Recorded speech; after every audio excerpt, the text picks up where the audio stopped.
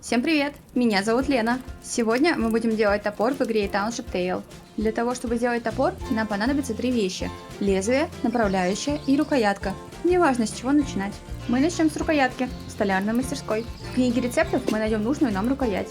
Мы можем выбирать из нескольких, но давайте сделаем ту, что на 12 странице. На нее можно повесить лампу или фонарь. Посмотрим, что нам нужно. Это означает 12 поленьев. Для изготовления некоторых других предметов необходимо 6 или 18. Где найти древесину?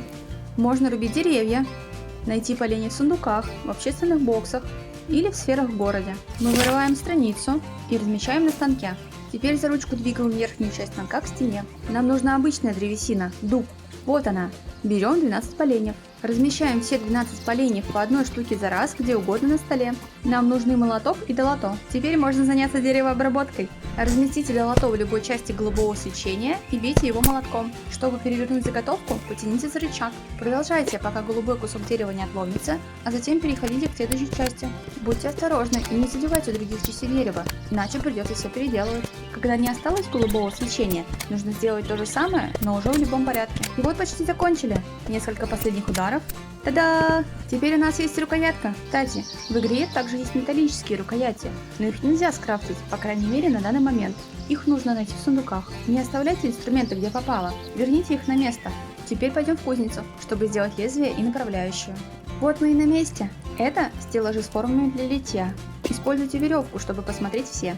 Мы начнем с направляющей. Давайте посмотрим. Вверху изображение предмета. Внизу сколько слитков металла нам требуется. Нам нужно 3 слитка. Мы будем использовать медь, так как ее легче всего получить. 3 медные руды можно переплавить в 1 слиток.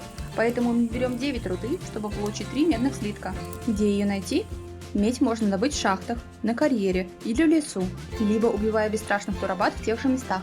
Медная руда и слитки также могут быть найдены в разных местах города и общественных боксах. Число наверху означает, сколько слитков внутри, а внизу, сколько вы можете взять прямо сейчас.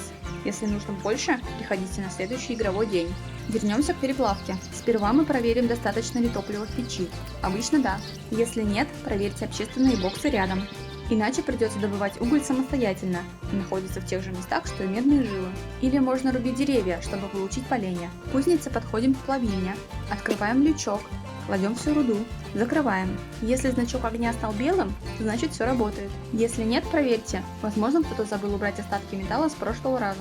В таком случае потяните за рычаг, и все загруженное в печь вывалится сюда.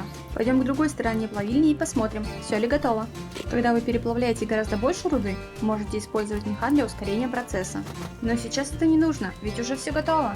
Теперь возьмем форму направляющей, размещаем ее на плавильне, берем наши слитки, закидываем, закрываем и ждем. Направляющая готова. Нам не нужно ее ковать. Направляющая позволяет размещать лезвие под углом к рукоятке. Например, лезвие топора. Теперь сделаем лезвие. Находим форму, размещаем ее на плавильне, загружаем слитки, идем к другой стороне, чтобы забрать лезвие. Не оставляйте беспорядок после себя. Верните форму на место. Но это еще не все. Нам нужно выковать лезвие. Печь находится перед кузницей и рядом с наковальней. Положите лезвие поближе к центру и подождите, пока оно нагреется. Теперь мы берем его и кладем на наковальню. Для ковки лучше использовать большой молот, но и обычный тоже сойдет. Я предпочитаю держать оба предмета в руках.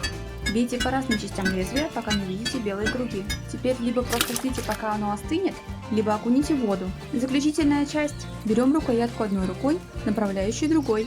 Сразу видим свечение, значит их можно соединить. Подносим поближе, вертим, пока не увидим голубое свечение, а теперь отпускаем направляющую.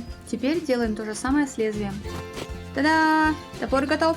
Это все на сегодня. Если видео было полезным, не стесняйтесь ставить лайки и подписываться. Вы можете найти больше видео о Township Tale на моем канале. С любыми вопросами и дополнениями можно заглянуть в комментарии. Спасибо за просмотр. Всем пока!